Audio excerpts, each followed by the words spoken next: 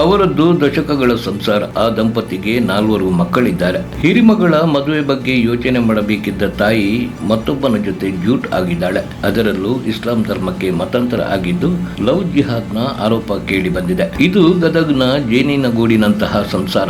4 ಜನ ಮಕ್ಕಳಿದ್ರು ತಂದೆ ತಾಯಿ ಯಾವುದಕ್ಕೂ ಕೊರತೆ ಮಾಡಿರಲಿಲ್ಲ. ಹೆಂಡತಿಯನ್ನು ಚೆನ್ನಾಗಿ ನೋಡಿಕೊಳ್ಳುತ್ತಿದ್ದ. ಆದರೆ ಆಕೆಯ ಚಿತ್ತವೇ ಬೇರೆ ಕಡೆ ಹರಿದಿತ್ತು.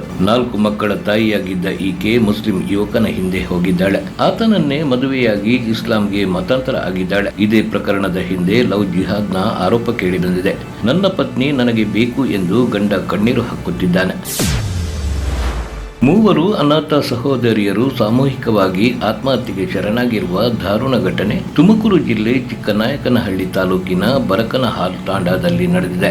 24 ವರ್ಷದ ರಂಜಿತಾ, 21 ವರ್ಷದ ಬಿಂದು, 18 ವರ್ಷದ ಚಂದನ ಆತ್ಮಹತ್ಯೆ ಮಾಡಿಕೊಂಡ ಸಹೋದರಿಯರು. ಕಳೆದ 9 ದಿನಗಳ ಹಿಂದೆಯೇ ಮನೆಯಲ್ಲಿ ನೇಣು ಬಿಗಿದುಕೊಂಡು ಆತ್ಮಹತ್ಯೆ ಮಾಡಿಕೊಂಡಿದ್ದಾರೆ ಎಂದು ತಿಳಿದು ಬಂದಿದ್ದು, ಕೊಳೆತ ವಾಸನೆ ಬಂದ ಬಳಿಕ ಸ್ಥಳೀಯರು ಗಮನಿಸಿದಾಗ ಪ್ರಕರಣ ಇಂದು ಬೆಳಕಿಗೆ ಬಂದಿದೆ. ಇನ್ನು ಈ ಸಹೋದರಿಯರ ಸಾವಿಗೆ ನಿಖರ ಕಾರಣ ತಿಳಿದು ಬಂದಿಲ್ಲ.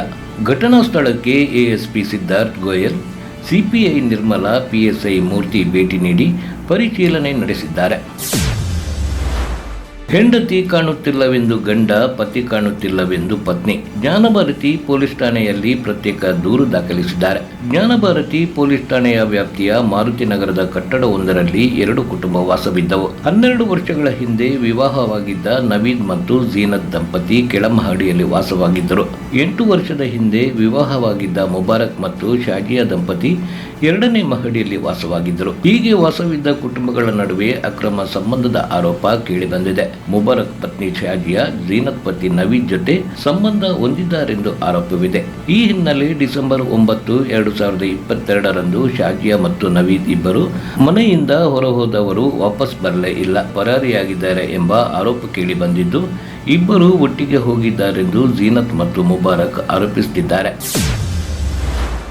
ನಟಿ ಅಪರ್ಣಾ ಬಾಲಮುರಳಿ ಅವರಿಗೆ ದಕ್ಷಿಣ ಭಾರತದಲ್ಲಿ ಭಾರಿ ಬೇಡಿಕೆ ಇದೆ.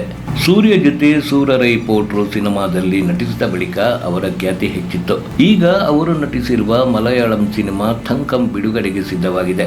ಈ ಸಿನಿಮಾದ ಪ್ರಮೋಷನ್ ಸಲುವಾಗಿ ಅನೇಕ ಸ್ಥಳಗಳಿಗೆ ಚಿತ್ರತಂಡ ಭೇಟಿ ನೀಡುತ್ತಿದೆ. ಇದರ ನಡುವೆ ಒಂದು ಮುಜುಗರದ ಸಂಗತಿ ನಡೆದಿದೆ. ಅಪರ್ಣಾ ಬಾಲಮುರಳಿ ಅವರ ಜೊತೆ ವಿದ್ಯಾರ್ಥಿಯೊಬ್ಬ ಅನುಚಿತವಾಗಿ ವರ್ತಿಸಿದ್ದಾನೆ. ವಿದ್ಯಾರ್ಥಿ ಜೊತೆ ಫೋಟೋಗೆ ಪೋಸ್ಟ್ ನೀಡಲು ಅಪರ್ಣಾ ಬಾಲಮುರಳಿ ಒಪ್ಪಿಕೊಂಡರು. ಆಗ ಅವರ ಮೇಲೆ ಆತ ಕೈ ಹಾಕಿದ. ಇದರಿಂದ ನಟಿಗೆ ತೀವ್ರ ಇರಿಸುಮರಿಸು ಉಂಟಾಯಿತು. ಕೂಡಲೇ ಅವರು ಪಕ್ಕಕ್ಕೆ ಸರಿದುಕೊಂಡರು. ಈ ವಿಡಿಯೋ ಸೋಷಿಯಲ್ ಮೀಡಿಯಾದಲ್ಲಿ ವೈರಲ್ ಆಗಿದೆ. ಕಾಲೇಜಿನಲ್ಲಿ ವಿದ್ಯಾರ್ಥಿಗಳಿಗೆ ಸರಿಯಾಗಿ ನಡೆದುಕೊಳ್ಳುವುದು ಹೇಗೆ ಎಂಬುದನ್ನು ಕಲಿಸಿಕೊಡಬೇಕು ಎಂದು ಹಲವರು ಕಮೆಂಟ್ ಮಾಡಿದ್ದಾರೆ. ತಲೆ ಮೇಲೆ ಕಲ್ಲು ಎತ್ತಿ ಹಾಕಿ ಸಂಸದ ರಮೇಶ್ ಜಿನ್ನಜಿಣಗಿ ಮಾಜಿ ಕಾರು ಚಾಲಕ ಬರ್ಬರವಾಗಿ ಹತ್ಯೆ ಮಾಡಿರುವ ಘಟನೆ ನಗರದ ಆಲಕುಂಟೆಯಲ್ಲಿ ನಡೆದಿದೆ. 43 ವರ್ಷದ ಮಲ್ಲಿಕಾರ್ಜುನ ದೊಡ್ಡಮನಿ ಕೊಲೆಯಾದ ದುರ್ದೈವಿ. ವಿಜಯಪುರದ ಬಾಡಾರ ಓಣಿಯ ನಿವಾಸಿ. 3 ವರ್ಷಗಳ ಹಿಂದೆ ಸಂಸದ ರಮೇಶ್ ಜಿನ್ನಜಿಣಗಿ ಬಳಿ ಕೆಲಸ ಬಿಟ್ಟು ಆಟೋ ಚಾಲಕನಾಗಿ ಕೆಲಸ ಮಾಡುತ್ತಿದ್ದ. ಇದೀಗ ಮಲ್ಲಿಕಾರ್ಜುನನನ್ನು ಬರ್ಬರವಾಗಿ ಕೊಲೆ ಮಾಡಲಾಗಿದೆ. ಹಣಕಾಸು ವ್ಯವಹಾರ ಹತ್ಯೆಗೆ ಕಾರಣ ಎನ್ನಲಾಗಿದೆ. ಘಟನಾ ಸ್ಥಳಕ್ಕೆ ವಿಜಯಪುರ ಎಸ್ಪಿ ಶಂಕರ್ ಮಾರಿಹಾಳ ಭೇಟಿ ನೀಡಿ ಪರಿಶೀಲನೆ ನಡೆಸಿದ್ದಾರೆ.